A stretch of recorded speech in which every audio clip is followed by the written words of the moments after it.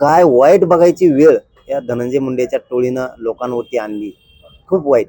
आणि आजचं तर खूपच धक्कादायक की जर तुम्ही एका जागेवरती बसून खंडणी मागायचं आणि खून करायचं जर कट शिजवायला लागले, सामूहिक कट करायला लागले, संघटित गुन्हेगारीला तुम्ही पाठबळ द्यायला लागले एका मंत्र्याच्या सपोर्टनं आणि टोळ्या चालवून, मी प्रत्येक वेळेस सरकारलाही म्हणलो होतो आणि आपल्या मीडियाच्या बांधवासमोरही म्हणलो होतं की खंडणी मागणारे आणि खुनातले ही एकच आरोपी ते वेगळे नाही आहेत. ह्या तीन टीम आहेत असं माझं मत आहे.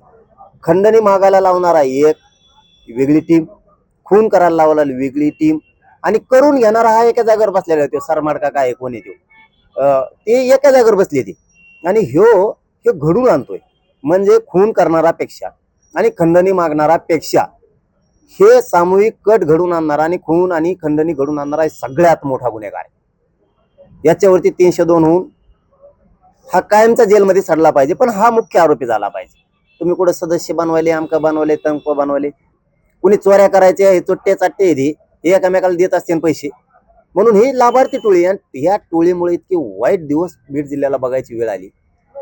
त्यांच्या समाजाला सुद्धा डाग लागला. जी पत होती, प्रतिष्ठा होती ना, ह्या टोळीमुळे, ही धनंजय मुंडेची टोळी, ह्या टोळीमुळं वाईट वेळ खाली मान घालून चालायची त्यांच्यावरती आली. म्हणून हिचा नायनाट होणं गरजेचं आहे. मुख्यमंत्र्यांना तो करावा.